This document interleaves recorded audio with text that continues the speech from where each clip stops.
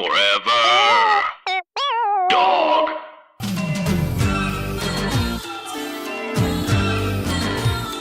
From the spacious Forever Dog Studios in Los Angeles, California, and the satellite Forever Dog Studios in Baltimore, Maryland, this is Groomzilla! And now your hosts, Dan Gill and Eric Dodorian.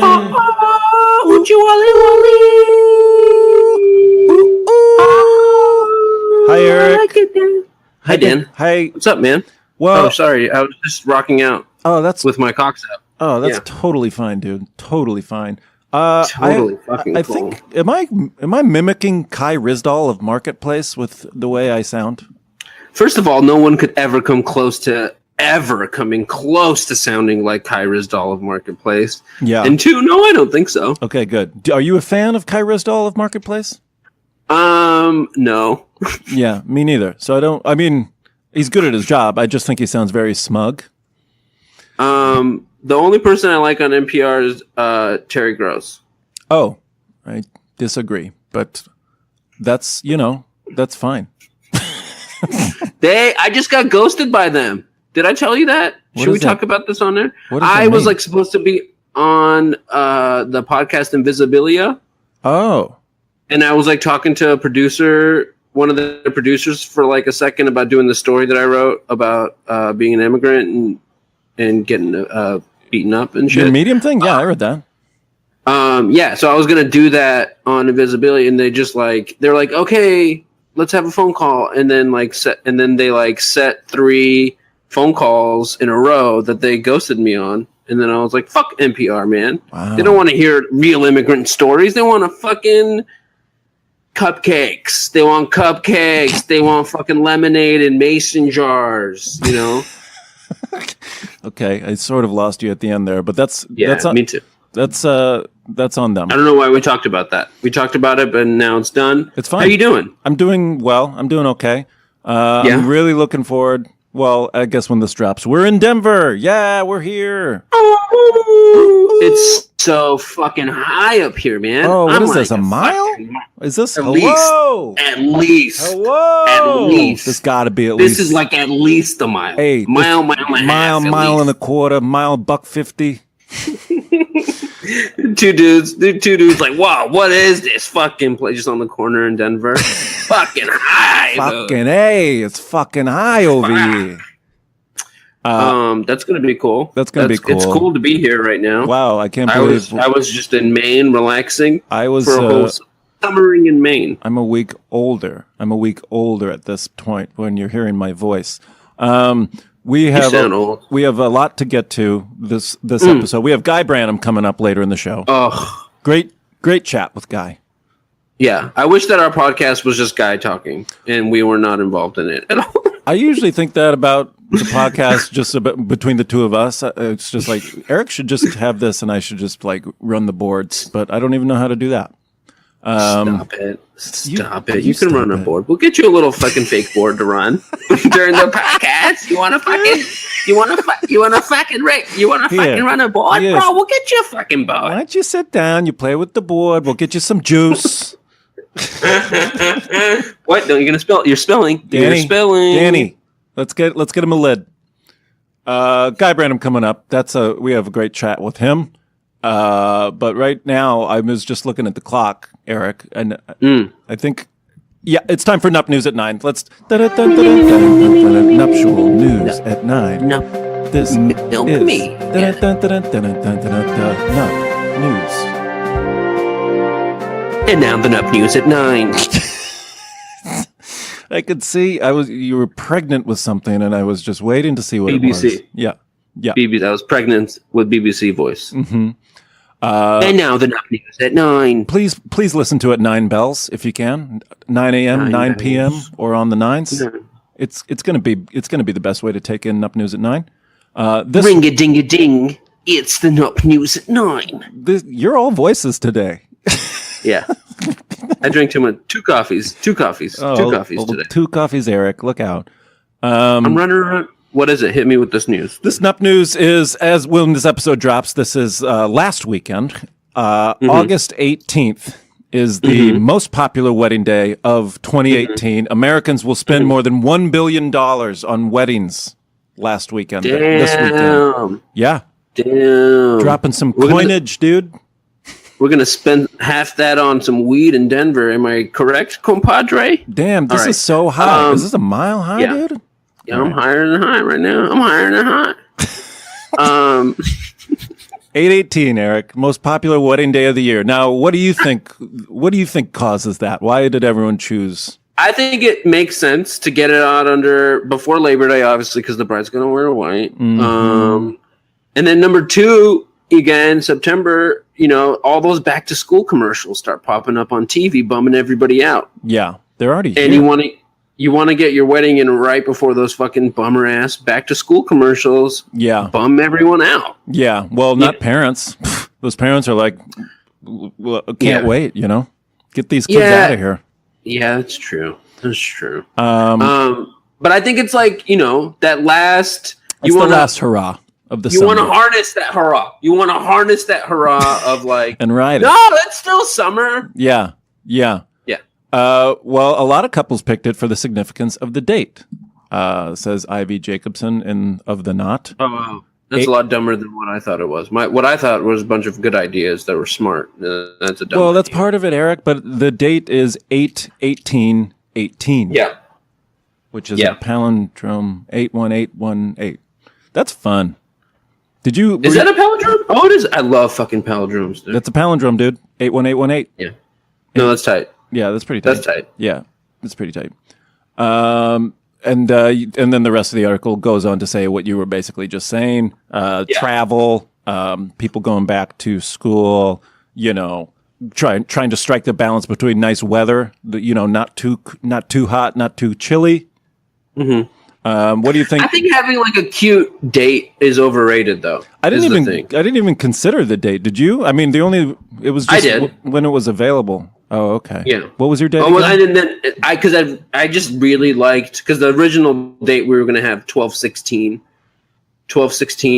and I was like, I like that. It's like a week. It's like right before Christmas, and I like the number. And then when we had to push it back a week, and then go 12/9, that was even. And yours is great. It's such an autumn 10/14/17. That's a fun 17. It's all football numbers. Yeah, with some field goals in there. Yeah, that's a very autumnal. Very, very autumnal. What do you think the runner-up? What do you think the second most popular date in 2018 is? July 4th, probably. Come on, give me a guess. June 18th. Is that Juneteenth? Yeah. It's October 6th ranks as the second most popular date in 2018. Yeah. And September is the most popular month this year, according to The Knot. For the weddings. For weddings, September. Yeah. I'm going to a wedding in September. And June.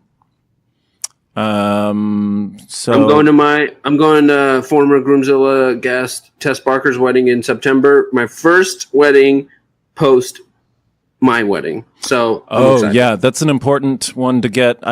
You've had 2 already, right? No, just one. Just the one in Whistler? Just the one in Whistler.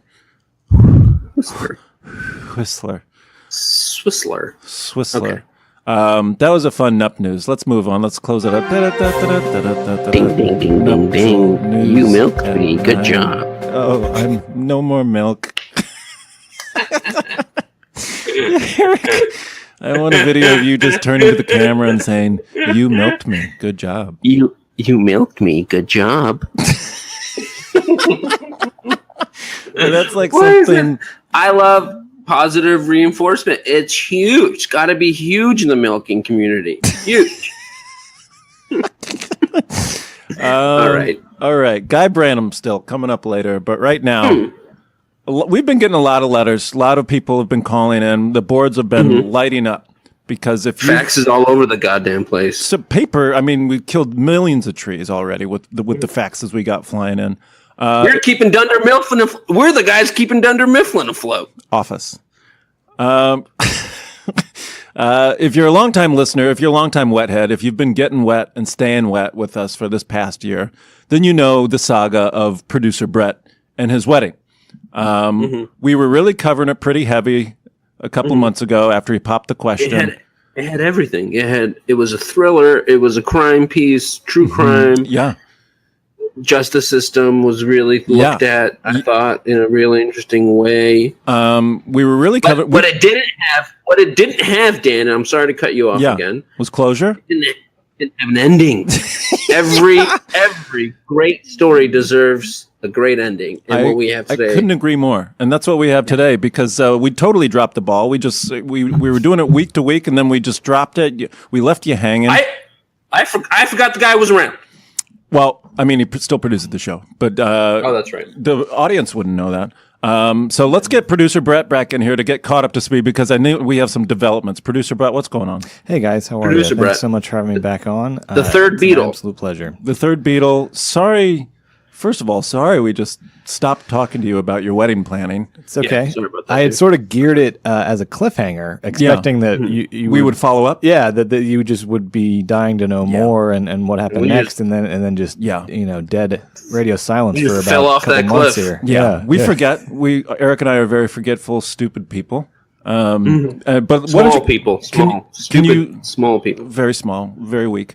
If you can you catch us up to where we left off, because it was a good cliffhanger. Sure. We talked to your father-in-law in prison. Yeah, previously on kind of thing. Previously on, yeah. Sure. So last we talked, my future father-in-law, now current father-in-law, spoiler alert. Whoa! He was in prison for a little mishap with his former company. He stole a car. Yeah. Was in prison awaiting trial. And I don't know if he had been extradited from Colorado to Texas yet. Mm-hmm. I'm sorry, I'll have to go back and listen. I can't remember where we picked him up, or where we talked to him in. But he eventually got moved from Colorado to Texas. They came and got him. Okay. And so, which means that the trial was set to move forward. Okay. He had a lawyer who I know, Eric, at some point you were interested in taking that position, but he never heard from you. That's right. Eric, did you not follow up on that? I took a look at the files, and what happened was that I just got too busy with some other cases that had come up at that time. You should have had maybe an email, let them know that you're not going to take the case, or did you just sort of no? Is that not how you? Not very professional. I mean, you get a paralegal or something. Yeah. There's business out here just, for the taking. There was just a lot of, and it was a lot of, I do need a paralegal and I do need some help. I got the legal beagles that came in. They just kind of, just made a huge mess in my office. Literal dogs. You just had literal dogs? Oh, okay. Legal beagles. Yeah. They're like emotional support animals, but they're legal support animals. Okay. So they offer some legal advice. Okay. Well, it sounds like it's a chaos over there at your law firm. So we'll just jump back. It was really hard for a second. So I mean, I just kind of, I had to take a bath on that. Okay. I didn't want to. Yeah. I didn't want to. No one wants to take a bath.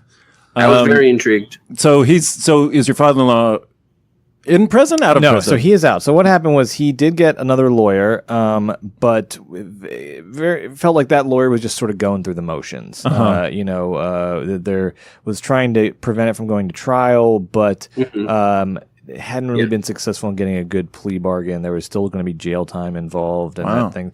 Now, here's where it gets really interesting is while he was in prison, my father-in-law, Kevin, started researching the kind of facts of his case, and found I don't have the full story on this, but he found basically some kind of malfeasance in the way the arrest process and the booking process happened, and he was actually I thought he would. He would actually Stop it. And I don't know, maybe if Eric, you just slipped him some hints, maybe free of a little pro bono work. I'm not sure where he figured all this out, but I thought there'd be some malfeasance.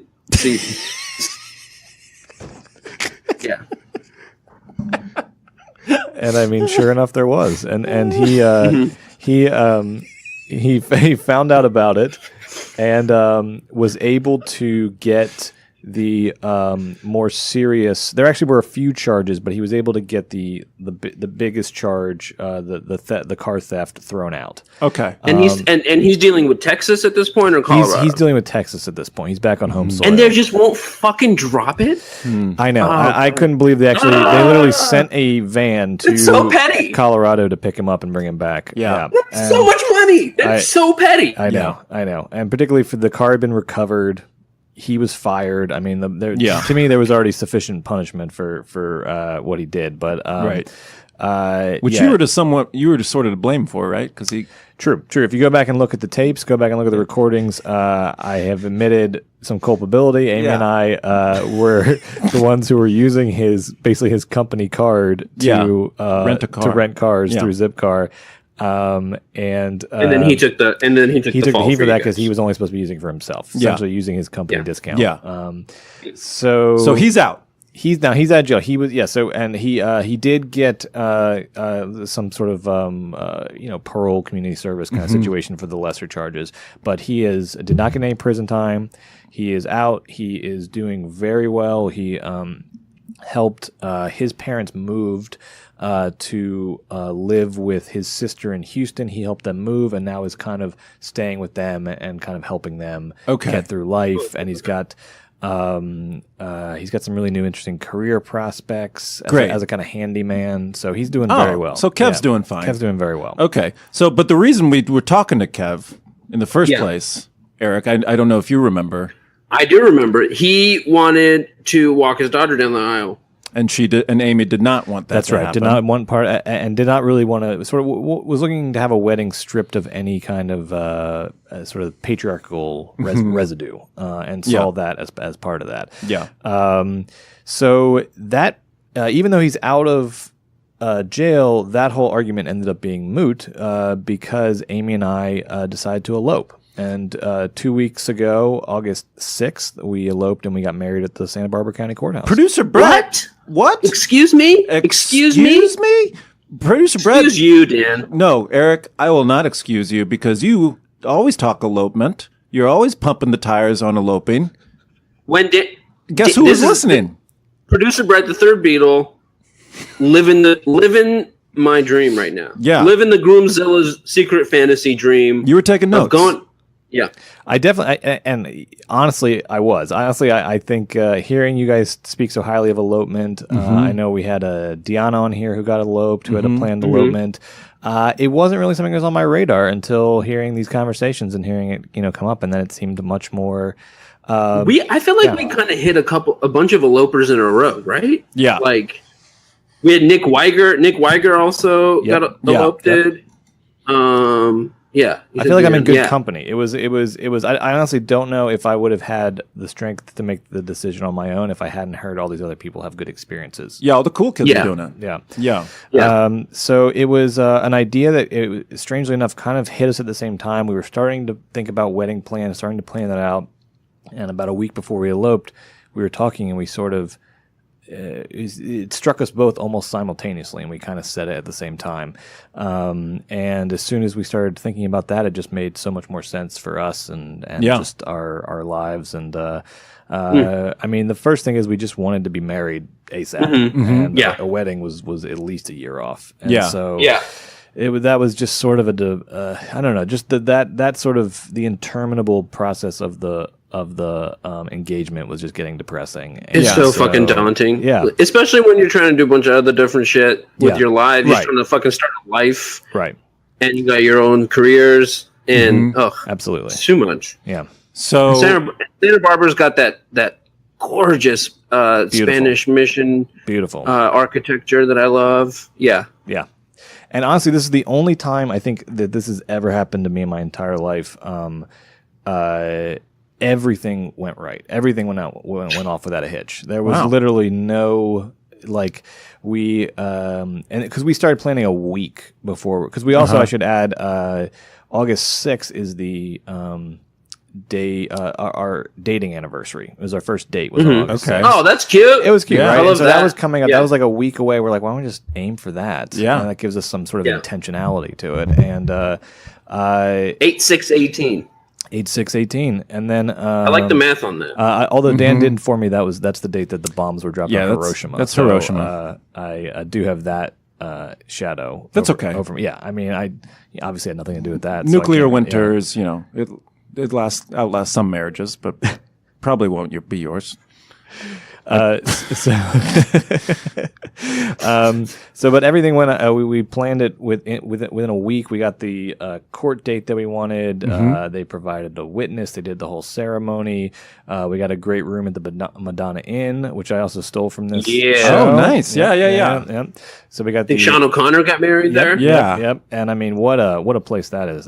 You'd never been there before? My first time. Oh boy. First time. Yeah. So you go up there after you guys get eloped, or before? We actually did before. Oh, okay. So we kind of had the night before the wedding there. We had a wedding photographer, and I'll share these photos once we get them. We had a wedding photographer come in and take photos of us in our Madonna Inn room. So it kind of had that, very cool sort of kitschy vibe to it. Yeah. I've never stayed there. Are the rooms insane too? They're great. Yeah. They're really the room was very nice, and then our bathroom was insane. It had like a They do bathrooms so tub and this amazing wallpaper, floral wallpaper. Did the room have a name? Do they have names? Yeah, our room was Old Fashioned Honeymoon.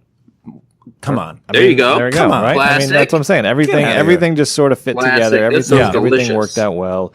And then we got married on Monday morning. And then we had a little one-day honeymoon in Malibu. We went to the Getty Villa and went to a winery and had some seafood. Wow. Yeah. Wow. And then went back to work. Did you guys eat? Did you guys eat in Santa Barbara? Did you have any kind of like special meal in Santa Barbara at all? We didn't. We were actually looking at San Luis Obispo, but then once we were in the Madonna Inn, we were only there for a day. I mean, that place is just a world unto itself. Yeah. And so we decided just to stay on the grounds of Madonna Inn. The only thing, the Madonna Inn restaurant is a little lacking. Very expensive. It's not very good. The food does not live up to those price tags, I will say. Right. Yeah. But They there know is an they have you In-N-Out there, up so up the highway that is really good. There's looks like a lot of good stuff in that area. So that was the only downside, but Yeah. it's like a movie theater. I think they know they can charge more just because of the ambiance. Right. Yeah. Did it smell a little dank there when you were there? There's a little bit of a dank, right? Little bit. There's so much water in there. Yeah, there's a lot of water. a little bit.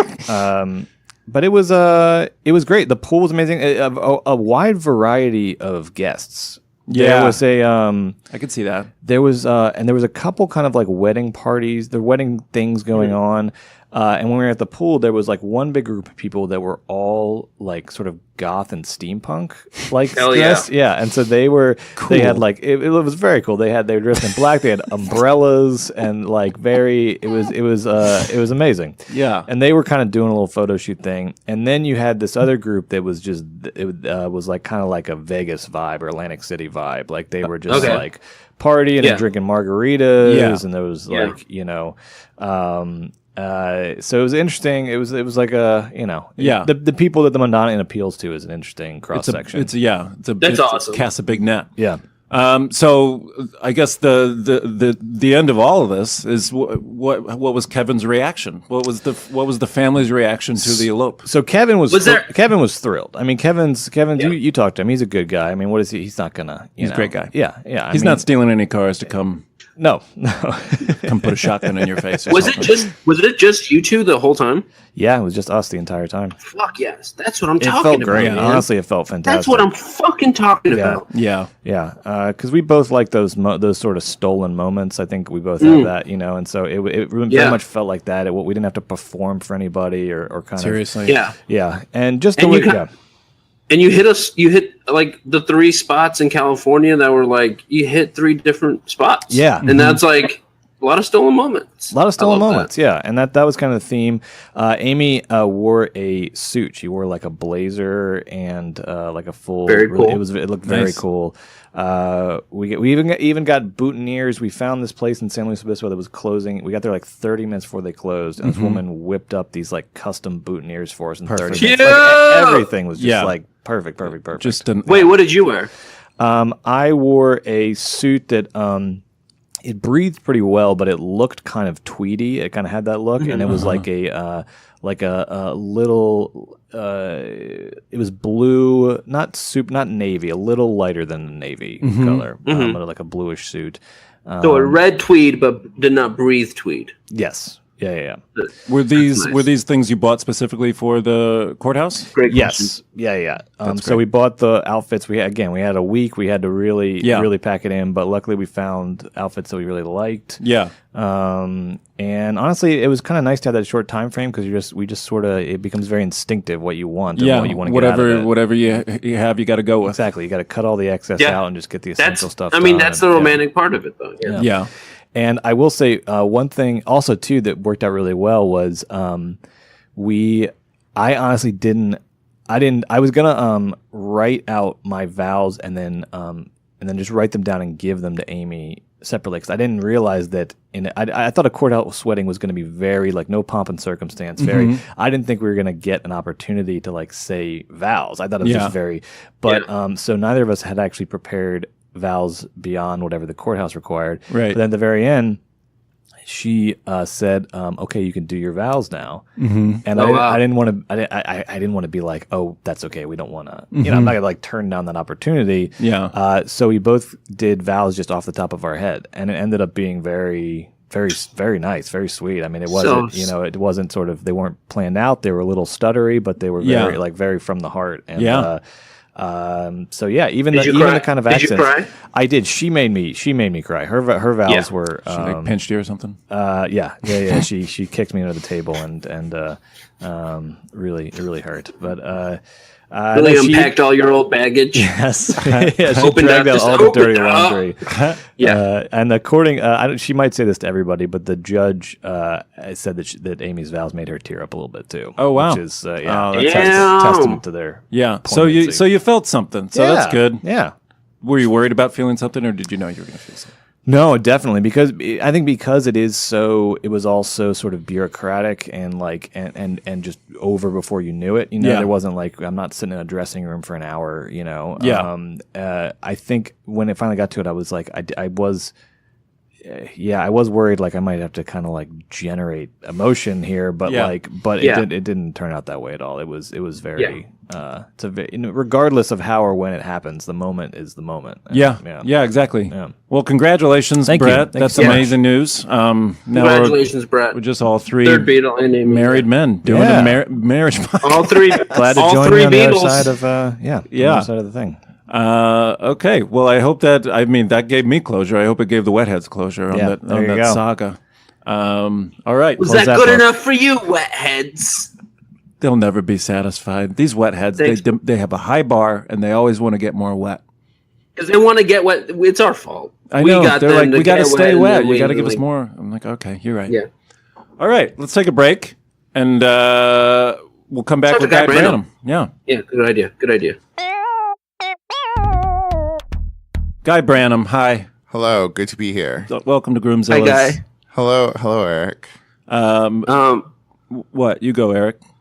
I can't wait to read your book. That's the only thing I want to talk about this whole time. Oh, thank you. My book, My Life as a Goddess, is now available wherever books are sold. Are you just did like a plug big number press one. tour, right? Are you still on the book tour? Sort of. Like, mostly it was just 1 week of talking about myself too much in New York. But today I'm going to tonight I'm flying to San Francisco so I can do a thing for Petaluma as a comedy festival, and I'm doing talking about my book there, and then I'm doing a thing at a bookstore on Sunday. Okay. And this is your publicist got in touch with us. This is technically a part of it. Really? Yeah. So Wonderful. so I'm glad we got that plug in. Yeah, this is the first stop. This is Groomzilla's the podcast is where it jumps off. I'm glad I paid her thousands of dollars to call Dan Gill. How could I have achieved that on my own? How you doing? What else is going on? You're writing League of Their Own. That's fun. I'm ready for a League of Their Own, and maybe Talk Show the Game Show will come back. Who can say? Still up in the air. Still up in the air. The True hope it TV. comes Are they in a sea change right now? Are they trying to change what they're doing? I think there was a purchase of Turner, and so what all of the Turner networks are supposed to be doing has been a little bit uncertain. Oh, okay. But, I mean, eventually all of us have to have had shows on True TV. So, there will be some changeover, and I accept that. Yeah. They were like pivoting, to use a buzzword. They were like pivoting pretty hard towards like good comedy, and then they were like, nah. Yeah. Or what? It's like Yeah. that felt like after the election, it felt like that's what they did. I mean, I hope that the fact that they got an Emmy nomination and like a good Emmy nomination for Amy Sedaris' show.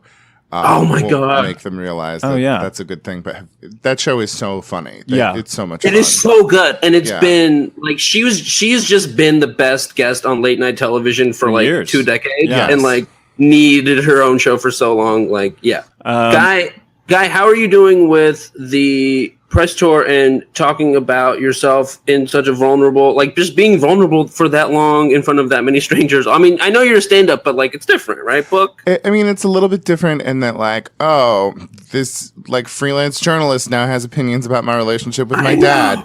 I guess that's what I get for writing this book. Yeah. But more than that, it was just I got very tired of my own perspective. You know, like after a week of what do you think about this, and like all sorts of, you know, like a bunch of excerpts from the book came out, and it was like opinions on opinions on opinions. So And many. It's like, let's. You were calm on down. Pitchfork, like Pitchfork opinions, my guy. Like that is. Well, you need to remember, Next level. I have terrible taste in music, so I do not understand how respectable music websites work. That's for I know, Ian Carmel to do. I like tried to make. I was like, "Can I make you a mix a long time ago?" And you were like, "Listen, this is not going to go well for you." I have. There's. But I do think that was misguided of me, because I do think it's always lovely when people with like good and sophisticated taste also understand Which what I don't have. what I like. Yeah. And are Yeah. able to sort of like give me those Yeah. things. Yeah. Like, Yeah. I worked with a guy once who was able to be like, Guy will very much like Neutral Milk Hotel. Guy doesn't like indie pop generally, but this Yeah. would be something that will like feed his needs. Right. And that was, I appreciated that. And that was true? He was right about that? Yes. Oh, good. Okay. I think I put like 4 or 5 Robin songs on that mix. See, the It thing was is, very Robin heavy. you think that I'm really going to like Robin because I'm a gay guy and all gay guys like Robin. And that is I like Robin. generally true. And Robin's fun. I will get on the dance floor when she tells me to, but I don't have that passionate relationship. And one time our friend Emily Heller sort of laid into me a little bit about like, why not more? And I was like, I don't have an answer. She wanted more Robin love from you? She was more just sort of like, we were at a wedding, everyone involved was drunk, and I think it was a little more like, you need to be happy with me now. Right. Yeah. And I was like, okay. Yeah. Yeah. Well, that I brings... get yes. That's really Drew has very similar opinions on Robin. I think that's really true. But it was like at that time where it was like that song was so fucking popular, and we still liked Girls and the television show. Yeah. And we danced to it. But yeah, I mean that's totally right. You're right. You want to know who I really love, Eric? Who? Pitbull. Pitbull takes care of us. Pitbull gets you on the Dude. dance floor? I think He's Mr. Worldwide. yes. What about Pitbull gets you cutting a rug? I mean, like, the beats are good. And, like, all of his songs are about, like, you're all sexy. We're having a great time. I'm the richest, best person in the world. But Yeah. you are also possibly a rich and best person. Yeah. And I appreciate that. He's nonstop fun. He's nonstop fun. He also does a good job of, like, taking music from the past 50 years of the Caribbean and just putting him saying, yeah, over it. Yeah. And you get to enjoy it again. Right. And thanks to Pitbull, I will always remember where Sean Paul and T-Pain are from, because he mentions it in a song. Yeah. Yeah. He likes Yes. to bring that up. Yeah. You mentioned dancing at a wedding. Is that, are you good at a wedding? Do you like going to weddings? I have long maintained that if you do not invite me to your wedding, you are only denying your aunts the best night of their life. Yeah. I firmly believe that a wedding is a nightclub for ants. A wedding is Yeah. a place where, like, the ants have the most understanding and control of what's going on. They have no vested stake. You Right. know, this is Bonnie's problem, whatever the mother of the bride's name is. But, like, 60% of the people there, you've got history and backstory with them. You're allowed to dance and get as drunk as you want. Like, Yeah. there's no situation where an ant gets to get more turned, frankly. It's true. Yeah. I think my aunts had a good time at my wedding. I didn't really, I think I only had one aunt there on my side. Wendy's aunts loved it. Well, I mean, there's just in my family there was. I wish in I wish in a perfect world that I had a good relationship with all my aunts and they all came to my wedding.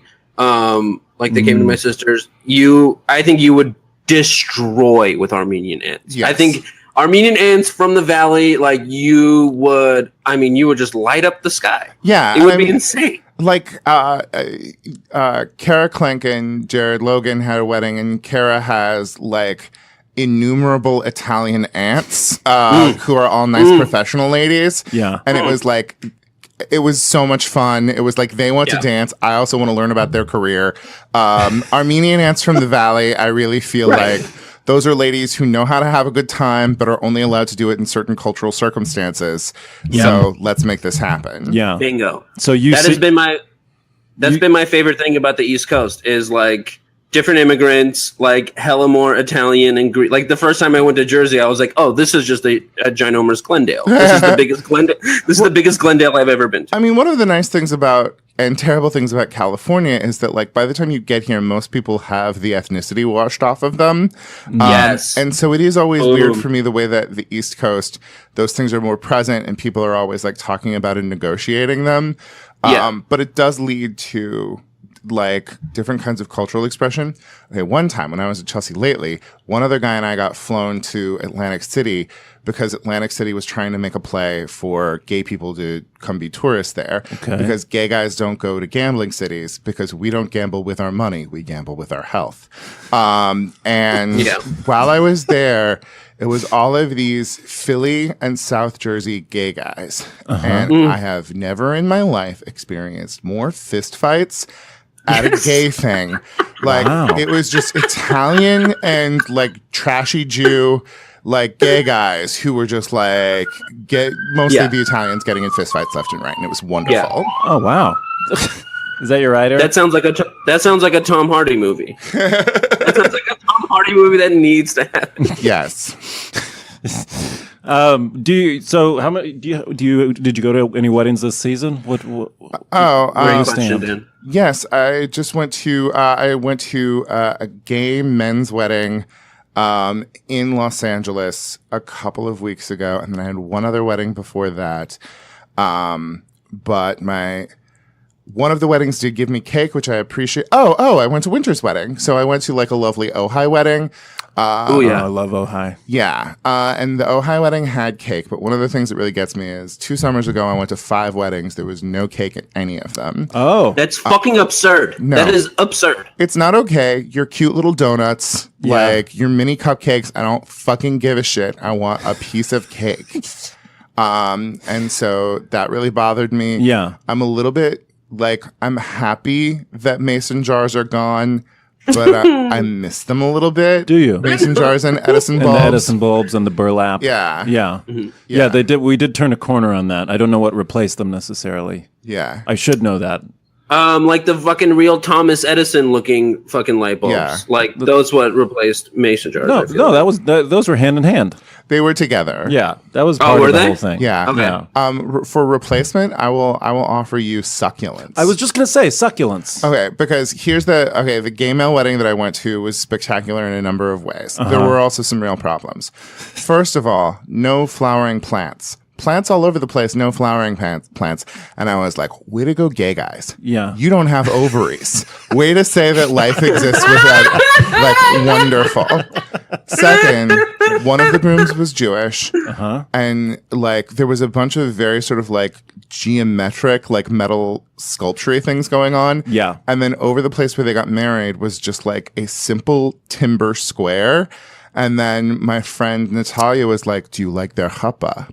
And I was like, oh my. So that's what it was? When Jews get married, there's supposed to be a little tent thing, but they had just done like a simple, like 4 pieces of lumber square with succulents at every corner. And I was like, it was the most Jason thing I've ever seen. Like, you know, some degree of adherence to Judaism, but also sort of like futuristic, semi-ironic style. Yeah. That said, here was my big That's too minimal. Too minimal. Minimal is what's hot. I mean, it wasn't even. I mean, like, I think that a wedding should be symbolic of abundance. Yes. But also, like, for you guys, it's all about, we have the specter of reproduction, and we don't, so we have to do our own things. But that's true.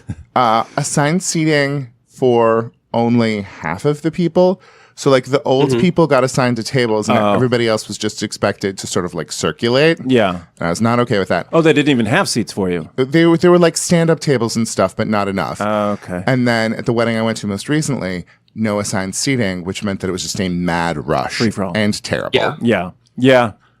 It can backfire on you. You have to. The old people like to know where they're going too. Yes. Yeah.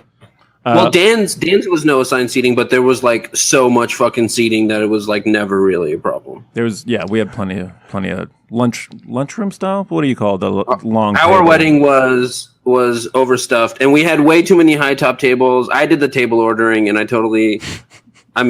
messed up on a couple of spots, but I think we had too many high tops. People didn't really use them, but we didn't have that many people. So assigning seating is like one of the cool things you get to do at a wedding. You get to sort of create those moments, and like you have to negotiate the politics. And I love it so much. How could you abdicate that obligation? Yeah. Yeah, that's a good point. I think we didn't want to deal with it. I don't remember why we did it. Fair. Wait, where was Jason's wedding? Was that the Ohio wedding? No. Jason's wedding was Jason and Ed's was in Silver Lake, was at like this studio where I'd only been for like vodka launches and stuff like that. And one of the things I saw pictures of this wedding. Max Sennett Studios? Yeah. Alan was there, Casey Lai was there. Yeah. Because they live beneath a comedian apartment, so they know Solomon was there. Oh, okay. Wait, is this Ed's? Yeah. Oh my god. Yes. Oh my god, I wanted to go to their wedding so much. I love Ed and Jason is like one of the nicest people he's just so good. I love him so much. So Jason's best friend from high school and like growing up is Louis Katz, who is also a stand-up. Okay. And he was like one of my first good gay friends when I moved here. Yeah. But one of the things that was coolest was that as two gay guys, they did not go to neutral ground that their families could go to because Jason's parents are like, they live in LA in Hancock Park, but like are a little bit sort of like, not in his life. And I really liked the idea of having, not that they're not in his life, they're just not in his world of Silver Lake and all of that. I thought it was really cool to say to everyone, come to this place that is ours. Like, this is down the street from where we live. Yeah. Like, come to our world. Like, they had tacos in the In-N-Out truck. It was very Silver Lakey and wonderful. Yeah. But then the big highlight there was that I was like, that guy looks like Billy Porter. And then somebody was like, I think it is Billy Porter. So Tony Award winner Billy Porter was there. That's huge. Do you have a Tony Award winner? Yes. And all of the music was just band supporting people singing from the wedding. So like Billy Porter did a song, Molly Rubin Long did a song. Like that was surprisingly effective. Yeah. I hate a band, I want a DJ. Oh, you're a DJ. I am from the West Coast, and these are our traditions. On the East Coast, people need a band so that they can play whatever sort of like ethnically or religiously defined necessities you have. Okay. A Hava Nagila, that kind of thing. Yeah. Eric, in the West Coast, we have too many. I wanted a DJ. I'd love the guests from the wedding getting up to singing. Like, I think that is just like, it's just so fun, and it's like so involved, and people who don't normally shine will shine, and like that's like my favorite thing about karaoke. And I don't like singing, and I can't carry a tune, so like I love going to karaoke, but I don't like performing karaoke. That's my favorite. Well, and I think with the DJs, I think there's just too many DJs on the West Coast, and we have to employ them. Well, I also think that when you have a band, that creates sort of like a locus of performance, so people feel like just watching the band is like enough of an activity. Right. And I want it to be dancing focused and being able to have sort of like the nuance to like, because like one time at Bridgetown, I think Ian Carmel or somebody was DJing and they were doing like responsible, self-congratulatory, cool DJing. And I just walked up and was like, what we need is Whitney to make this happen. And then you can go where you want from there, but you need to get people on the dance floor. And I've been to a couple, I went to one in New York that had this like cool like R&B kind of band that really, they satisfied, they got people on the dance floor. But I a little bit just want the version of Cake by the Ocean that DNCE did, not your reinterpretation of Cake by the Ocean. Right. Yeah. Yeah. I went to the bands that I've seen at weddings are also like, I mean, they're so good most of the time that like, you're right. You do end up just like talking about the band and watching the band rather than like focusing on the dancing. Exactly. Yeah. Yeah. Like even if a band is good, they're going to be the stars of the wedding. If a band is really good, they're going to be the stars of the wedding, and you don't want the hit of the wedding to be the band. You want the hit of the wedding to be like somebody's niece or aunt or is like who's dancing and like yeah. Also, I always just talk about how much the band must have cost. Just always, how much do you think? 10K, 15? Yeah, that's ridiculous. The bass player alone with the bass player's rider, where he's got to like talk to somebody's niece after, and you know. Yeah, the last wedding I went to with a big band, they had like, it was like an 8-9 person band, and the guitar player could like shred, like he was an 80s hair metal type of guitar player, and he was like maybe 50 years old, really long hair down to his back, and he was just shredding, and he was pretty sure that was his concert that he was performing. I don't approve of that. Do you go? It's 280s. Are you? Would you say you go to an equal amount of gay weddings and straight weddings, or how does that break down? I go to more straight weddings. You guys are still in charge. Okay. Yeah. I have been to like more gay women's weddings than gay men's weddings, which kind of makes sense because gay women are relationship oriented. I have a joke in my act that is essentially about like. All the lesbian weddings I have been to are much better than the straight wedding, like any of the gay male weddings I've been to. Like they are all kind of perfect. I think because everyone talks shit at lesbians will have tacky weddings, that they're all now sort of like, I must give you like pristine perfection, or else I'm effortlessly, or else I'm going to be a cliche, and so I do love going to a lesbian wedding because you have that feeling of you're going to be taken care of. Yeah, we had Sabrina Jalise on the podcast, and listening to us, she was first of all like so in love with her wedding, obviously, and just listening to her talk about her wedding it just sounded incredible. It was like in Vermont, like it was just game over. It was just so fun to listen to. Exactly. That's exactly what I'm talking about. Like I went to this one that was in like the wine country of Napa Valley. We were sitting in an herb garden. While we were being seated, the food was being harvested that would be served to us at the reception. Whoa. Later. Wow. It was that kind of like oysters were shucked for us by hand. It was perfection. And then also just the magnificence of, one bride in like classic white wedding dress, and then the more like mask performing member of the butcher girl was the prettiest she's ever been. She was in this like perfectly tailored, beautiful gray suit. And it was like, it was heavenly to get to be a part of it. One of the things that does get me though is for everyone, I think, what vows are supposed to be is in a real state of flux because there is so much patriarchy and religion inherent in what most people do that I think, and I know straight people who still go and like do all the Catholic-y things, even though they aren't the most Catholic, because that's what you do at a wedding. But I do think it's a real question of, it's like everybody reads poems. There's a guitar player. Like, it is kind of up in the air these days. Also, that with whole the thing, officiants. that whole thing just starts from like the get-go. Like, I have to call somebody's dad and ask them if it's okay if I can propose to their 32-year-old daughter. Like, what? Like. Also, it's Drew Koshgarian. Like, I know. I think that she would possibly not get engaged to you because you asked her dad if you could purchase her. No, I know. I know. Yeah, exactly. Yeah, and then we just like, and we follow that line and that thread, and then and then we have a straight wedding in Palm Springs that gets broken up by the cops. Palm Springs is the best. It is. It's like. It means something to, it's just, it is. There's no other place on the planet that relaxes me.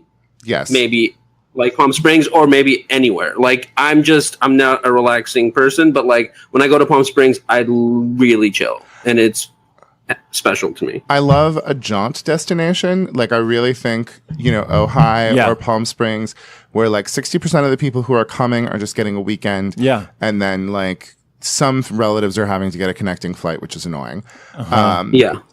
Kara and Jared had their wedding at her childhood summer camp, which was wonderful because it was a destination wedding where staying the night cost like $30.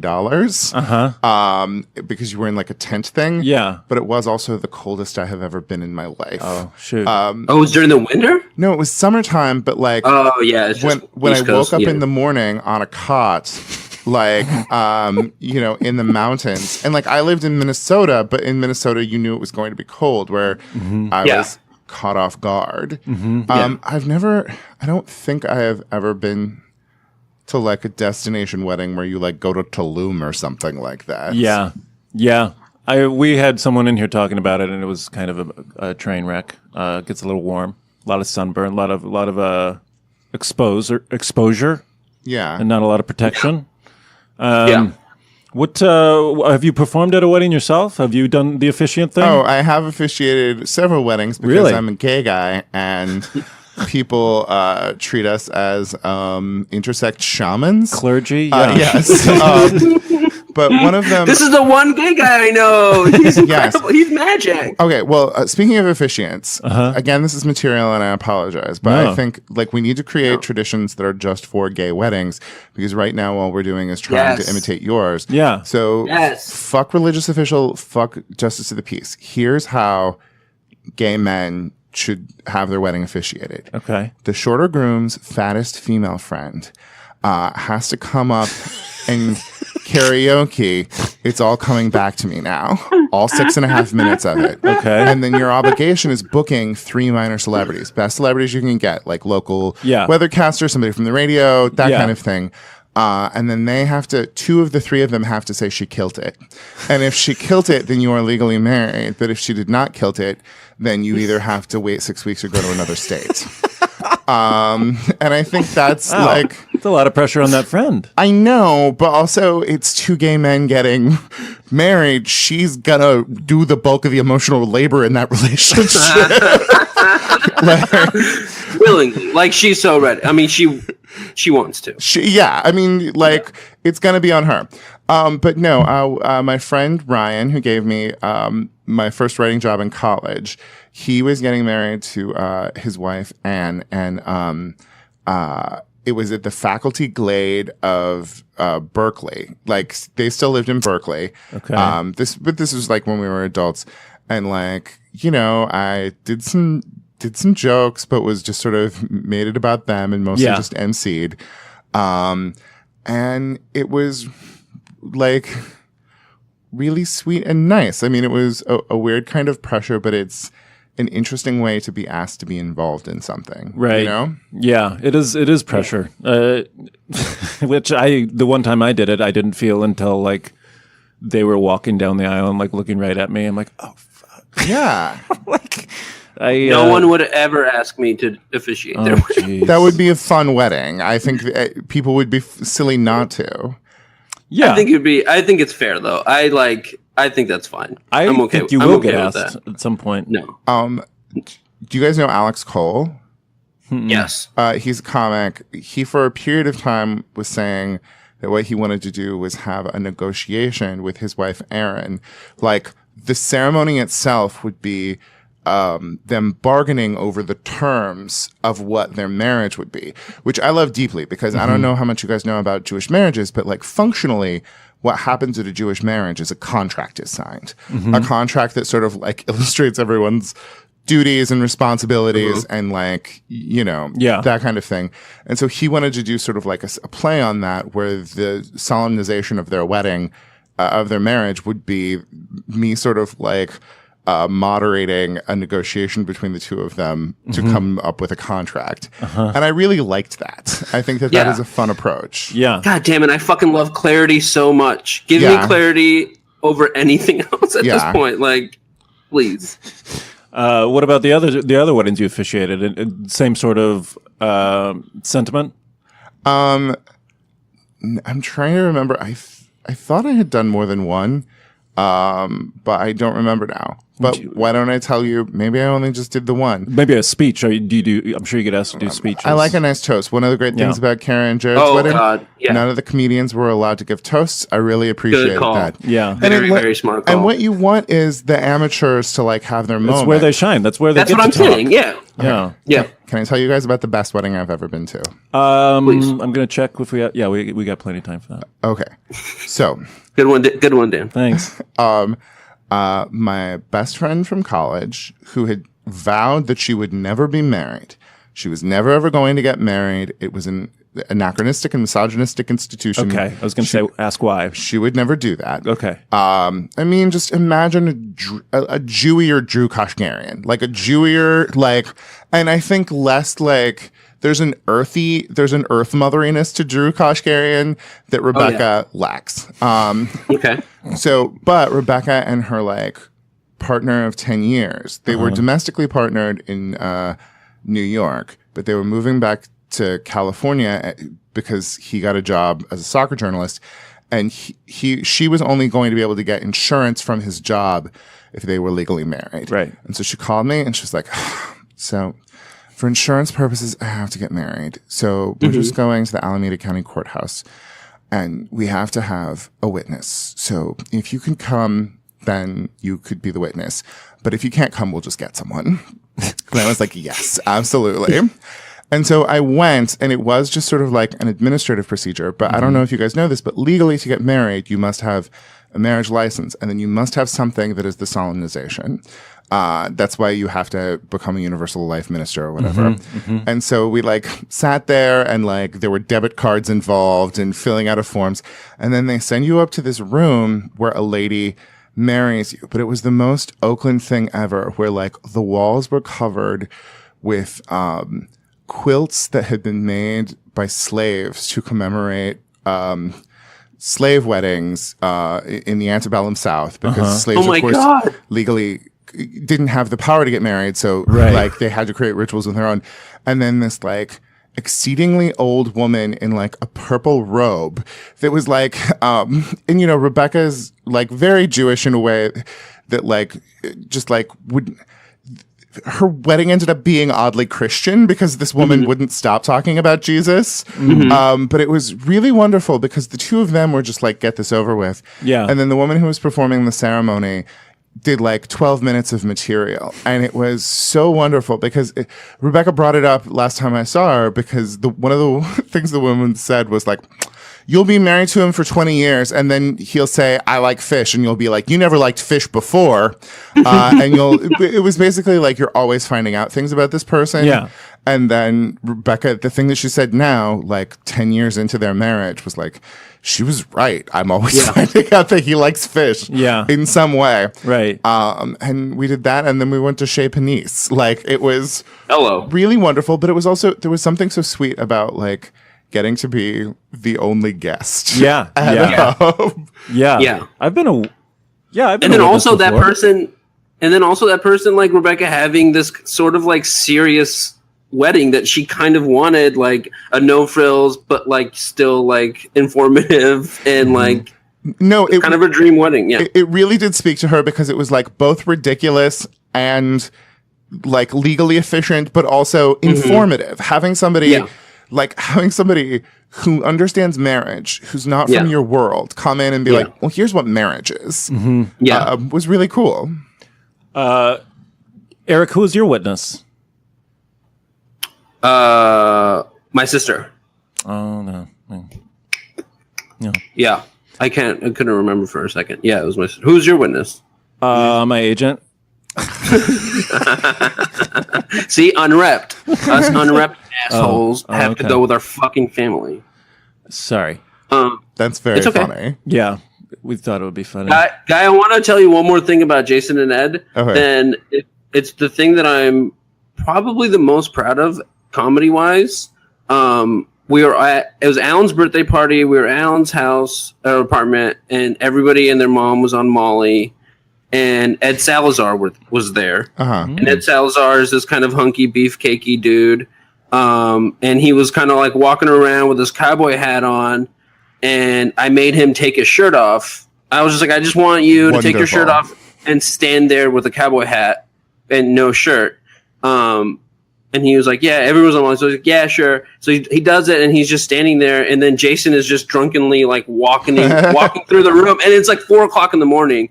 And he said literally the exact thing I was going for. He stops, pauses for a second, takes it in for like a nanosecond, and goes, "Yeah, there's a shirtless guy wearing a cowboy hat," and then just walked on. And I was like, "That's exactly what I wanted. That's exactly what I wanted," and it was beautiful. And he gave me that moment, and I thank him. That is wonderful. Yeah, that's it. Also, Pixar, it didn't happen. I know. I never want to take pictures on Molly for some reason. I don't know. I have never No. consumed. I have never done Molly. Okay. Are you a drug user?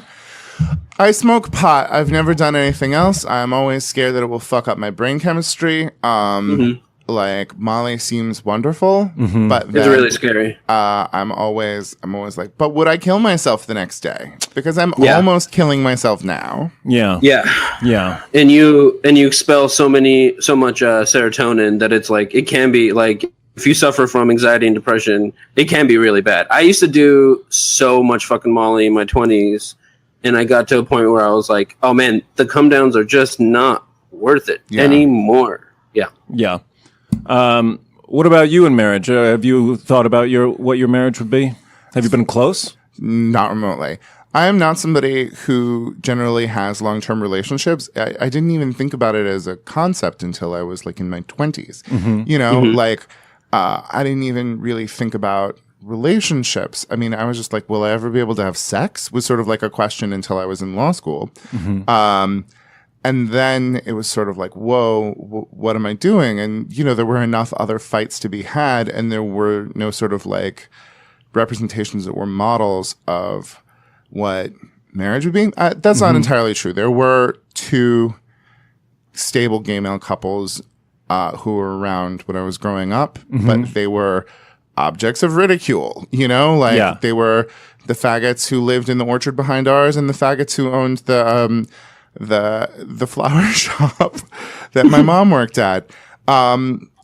So I really thought it was pointless. I really thought one of the nice things about homosexual, I was like, you are with someone until you are no longer with them. Like your proof of your commitment is your commitment. Like it should be a thing that is not celebrated on one day, but just sort of like done every day. Right. And I no longer think that that's true. I wrote this thing that ended up not getting produced in any way. But during the course of like writing it, I think I came to the idea that like, it's good to make it hard to leave someone. Like that's an important thing to say, like, it is going to be hard to leave this person. And I think that there is something really valuable to inviting your parents and your family and everybody and saying, I'm an adult now. I'm allowed to make this like very significant decision for myself. I think that there's real power and importance in those things. I don't know that they will ever be appropriately applied to a relationship that I have because I really do like the most functional and successful things I have had are like, we enjoy each other, but also go enjoy other things. You get to enjoy all of the things that you want. Like, I'm going to San Francisco tonight. San Francisco is full of gay male married couples who are in open relationships. Because, well, I maintain it just comes down to it's so expensive to get a 1-bedroom condo that like you have to do that with somebody else. But then you still want to be able to fuck other people. And so, you know, I like and respect that. I think that they are, you know, I also existed like an in-between time where gay marriage was like literally not a concept for most of the people around my age for most of the time. Like I have one set of friends and one of them was raised pretty religious. And to some extent, he doesn't understand a marriage as being anything other than the marriages he grew up with. Like standing, you don't invite your grandpa to come stand on a beach and have you declare that you're going to fuck this dude. Like, you know, it's a religious It's a church. It's serious. Yeah. There's fucking incense and like, Right. It's like a fucking funeral. And anything else is essentially play acting. And so, it will be nice when we have moved past that and there are, more sort of like, I think that's one of the reasons that we need these cultural traditions to sort of say, like, this is what we do. This is our thing. Because as it is right now, it really feels like us, like, aping your thing. Right. Yeah. Yeah. That's so true, and that's so important. Oh, can I make another political point? Yes. Yes. I personally believe that if you are a gay person who is mad that somebody won't bake a wedding cake for you and you can't get a reality cooking competition show to do that for you, that's on you. Like, we should, as a community, have enough connections that one of our reality baking shows can make a cake for you. Yeah. Yeah. Are you a religious person yourself? I like Judaism. Like, I don't adhere to it because, I mean, one of the things is that, like, one of the reasons I stayed celibate for as long as I did is like, Judaism doesn't say you're bad for wanting to do something. Judaism just says you're bad for doing it. And so I was like, gay sex is like pork. Not that I was keeping kosher at the time, but I was like, I just need to not do this. That is what God has asked of me. And the thing is like, I'm never going to be able to satisfy Judaism in those terms. And I'm not one of those people who's like going to be like, well, this part is like homophobia, but this part is real Judaism. Basically just comes down to, I have splashy parties for Hanukkah and Passover. And we'll fast on Yom Kippur sometimes. And periodically Moshe Kasher will tell me that I could have more of a relationship with Judaism if I wanted to, and that it's there for me, and that makes me feel better, but then I do nothing about it. Yeah. Oh, I didn't know he was so religious. Oh, yeah, Moshe's really religious. Oh, okay. That's kind of like the most comforting part about religion and having that intimate relationship with it, where you don't have to be intimate with it, and you can kind of be like, this is here for me as much as I want it to be, but like, mostly, religion is just, again, like, used as such a fucking blunt instrument that it's scary. And like, it makes a lot of sense that weddings are so tied to religion because they are this sort of like ritualization. And the thing is like, I like ritual. I hate people who say I'm very spiritual, but I'm not religious, because like, spiritualism isn't going to do anything for you. Like, a church will like bring you a covered dish when your dad dies. Right. And like, I do think that like a wedding should be something. I think I just don't necessarily understand what the thesis of my wedding would be. Like, the thesis for your weddings, like, really is you get to participate in saying like, I'm going to be with this person, and with equipment that we have at home, we could make human life. And we may do that or we may not do that, but like, that is the tradition that we are participating in. Right. Here's another piece of material. Gay male relationships are not intended, like, they're not about creating a baby. They're about creating thin volumes of poetry. And like, that is, I love that line so much.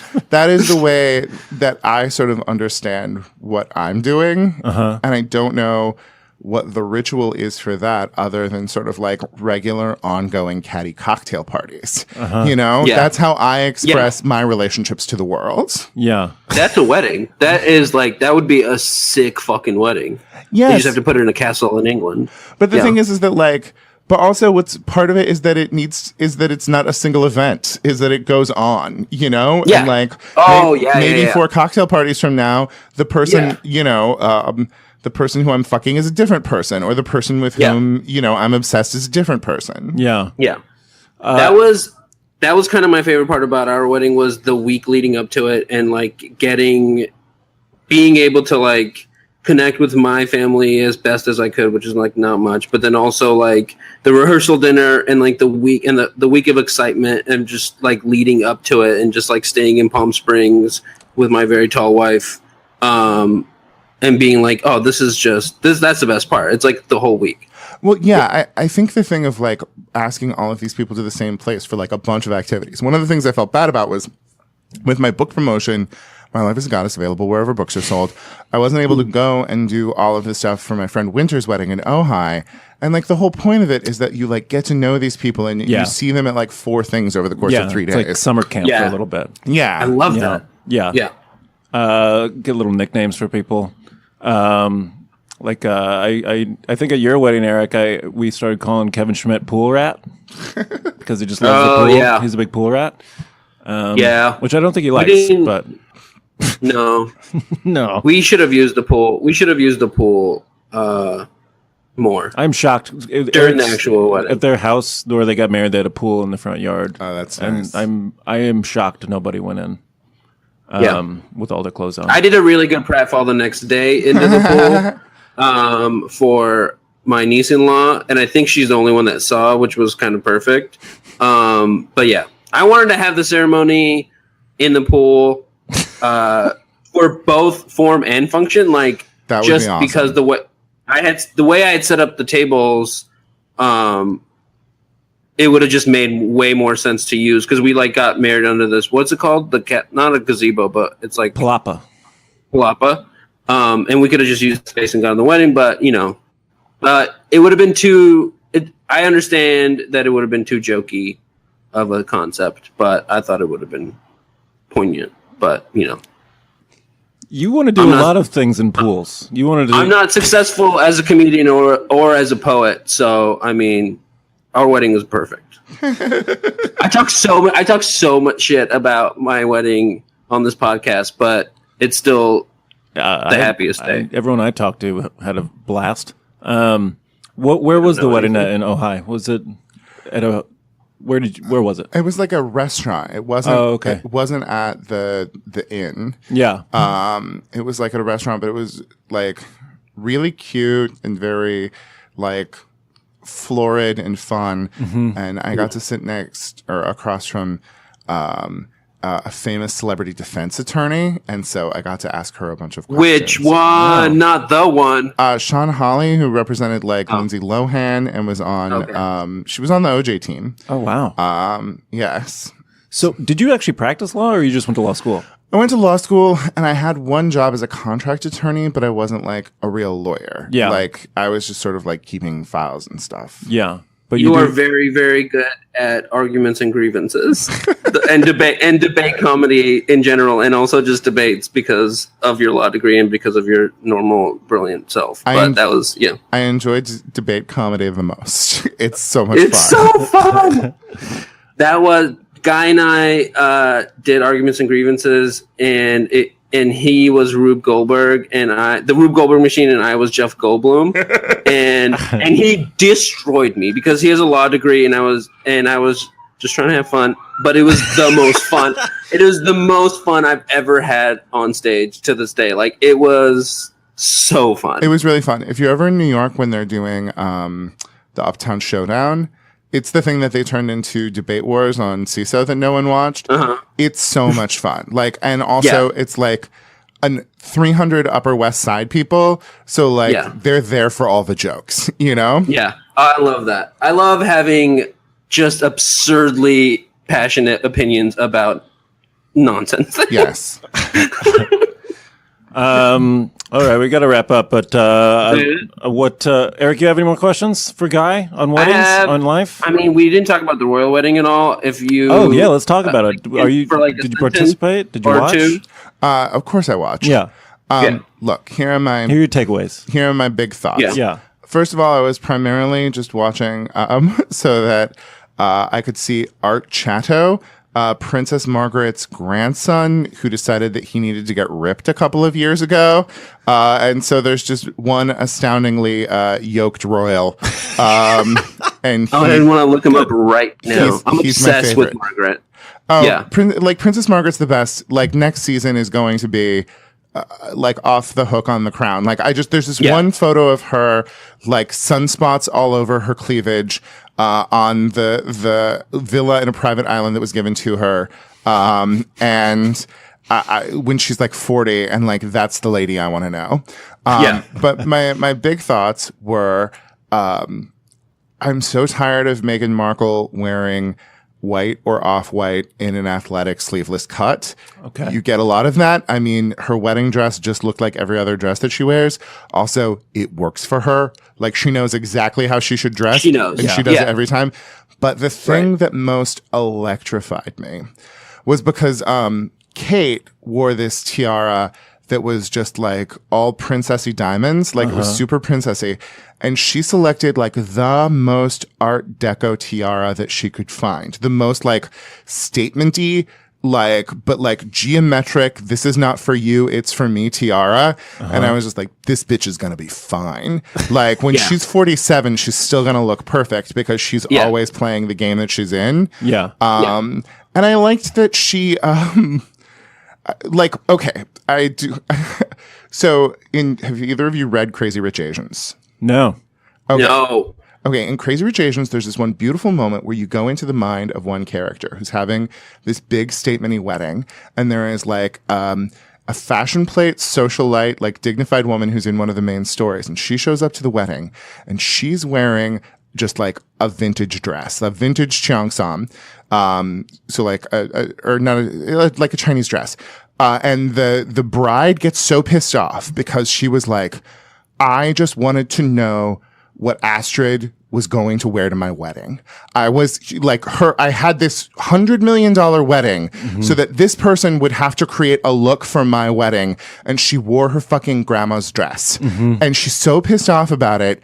And I love that so much because the thing about a wedding is that you're saying, come to me. Like, you have to, for one day, do this for me. And I did love the way that Meghan Markle, and Harry let her steer clearly, like, was like, hey, all of you British people, including Princess Michael of Kent, who wore a fucking caricature of a black person in brooch form to come meet me for the first time.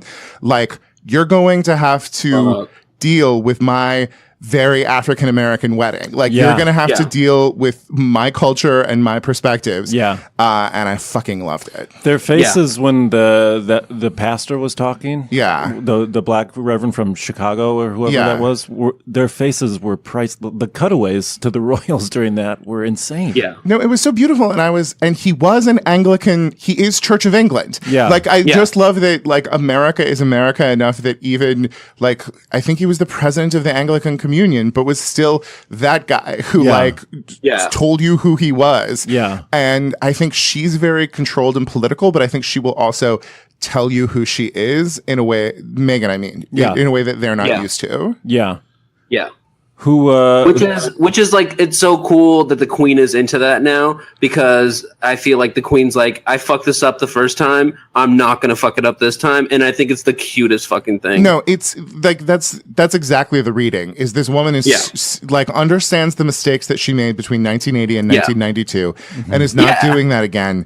And I'm really gonna be interested to see what happens, because I feel like both Princess Kate and she's not Princess Kate. Both Kate Kate of Cambridge and Meghan Sussex. Such a good title, the Duchess of Sussex. Yes. Is there anything more fun to say than that? I mean, it's pretty wonderful. But both of them are media trained enough. There has been enough reality television in their lives that I think they know how to be and aren't going to fuck up. They know their outfits. She hit her light so fucking hard during that wedding. It was incredible. Didn't even have to look at her marks. Who was your favorite celeb who attended? Who stole the show there? Oh, I mean, Dan loves Clooney. Like, no, I was just watching for minor royals. Like, I was watching for these people who show up one time a year, and it's like, what are they going to wear? And I mean, it was Lady Sarah Chatto is Princess Margaret's daughter, and who is like always tasteful and a little bit artsy, but also never look at me. And I really enjoyed that. And fucking Oprah was there. Like, fucking Oprah was there and getting to play the game. And that was pretty delightful. Also, like, I loved the ladies of Suits. Like, when anytime that the ladies of Suits were there, because I really was like, ladies of Suits, it's your obligation to fucking snag a duke. Like, you've got your one chance. You've got the window is open. Get in there. I love that. Are you excited for the next royal wedding, Princess Eugenie? Oh, like I'm sure that'll be fine. I Yeah. don't care about those people. Yeah. Her children Yeah. won't have a title. Like, Yeah. I guess Also, imagine following this wedding. Like, Yeah. and like those girls only date British douchebags. Like they did, Yeah. and like those rich guy douchebags, they're just they're the worst thing to me. Can I tell you guys one more brief story? Please. Okay. So it was Halloween in Los Angeles in like 2006 or 2007. I was dressed as Andre the Giant from The Princess Bride. And Cute. I was at a Halloween party in Silver Lake, and like 3 hot guys walked in. And I went up to them, and they weren't wearing costumes. Too cool. And I decided to assault them and be like, why aren't you wearing, like, I was like, what are you dressed as? And this guy said in a posh British accent, the Earl of Oxford. And I said, like, the Earl of Oxford is in his it's the Earl of Oxford and Asquith. It was like, the Earl of Asquith is like in his 60s or 70s. You could at best be Viscount Asquith's son. And he was Viscount Asquith's son. And those he was, fucking dicks, they love LA. For some reason, like, they just love LA more than yeah. New York. It's Love the Soho House. but it was like, he was in no way impressed by the fact that like he dropped some like middling title, and I was like, I know Right. who you are. Yeah. And Yeah. he was just like, like, just like they're full of themselves, and I hate the like, ones who. give me a chuckle at least. Like, that is so funny. And the ones Yeah. with personality are great and it's exciting, but like those guys who are just douchebags in finance, like it's fun and Crazy Rich Asians. It's not when it's the descendants of colonizers. dudes. Yeah. And that's who Eugenia is getting married to, I'm pretty sure. Oh, Yeah. okay. All right. That's so Yeah, funny. that's funny. Guy Branum, thank you very much for coming in. Thank you very much for You're having me. incredible. I'm going to read your book in Maine next week. It was lovely seeing you. Please give my love to Ms. Kashgarian. Would you say it's a fun summer read? Yes, it is a fun summer read. Okay. I haven't read any of the excerpts because I want to like save them for the book itself. Good. I hope you enjoy it. I love it. I can't wait. Cool. Thanks, Guy. Thanks. All right, Eric, that was Guy Branum. Isn't he the best? Yeah. Yeah, I do. I do think he's the best. He's one of the smartest people I've ever met. He is really. He's probably the smartest. We didn't even like. He was a lawyer. I know, but Are you a lawyer? Are you a No, lawyer, I'm Dan? not a lawyer. I'm not Can I anything. answer you a question? We didn't even dip a toe in. Like he's like pretty encyclopedic about like American history, which always impresses me. He always goes and into Canadian and history. Canadian history. Like he's know. just he's got a lot of bag of tricks. Thanks again to him, and do buy his Thank you, book. Dan. Why not? Go buy it. Oh, dude. It's a great summer read. Oh, dude. I'm gonna buy it almost immediately. I hope Yeah. it's at the airport. I want to buy it at the airport. Oh, that would get. Yeah, I bet it's a good plane read. Eric, Yeah. what do you think of the episode this week? I feel like it was strong. I think I was phenomenal. I had a little bit of everything, and I think it's great. Again, congratulations to the third Beatle producer Brett, Seriously, living the Zillow life, getting that motherfucking elopement, and then good for you, honestly, as going off of what Guy talked about with hetero weddings and how homosexual weddings have to kind of figure out their own traditions and stuff. Right. I think it's being a good hetero ally at this point to scale your fucking wedding down. Yeah. Well, yeah. I mean, I think just take yourself less seriously across the board. Is a good note. But yeah, I'm jealous. I'm jealous of the elopement. Yeah. We can always elope. Let's elope in Denver. You and me? Yeah. Okay. Let's get really, really high and eat terrible food in our hotel room watching TBS. We're doing it right now. This episode is dropping. We're doing it as we speak. We're gonna have a lot of photo shoots from our hotel room. That we're gonna be a lot of me and Dan. Oh my God. In our boxers. I'm bringing eating food. I'm bringing a really nice camera, like a really nice camera, and we're gonna do. I'm gonna bring my A boxers. I'm gonna bring in my number 1 A boxers. Okay. Yeah. Okay. I'm not a boxers guy, so You better be. If you want to fucking get someone I know pregnant, you better fucking switch, buddy-o. You better switch, buddy-o. all right. Well, to be continued in Denver, buddy, where we are right Okay. now. Okay, let's go. Let's go back to being in buddies in Denver. Okay, bye. I love you. Bye. Bye, I love you, bye. Forever Dog. This has been a Forever Dog production. Executive produced by Brett Boehm, Joe Cilio, and Alex Ramsey.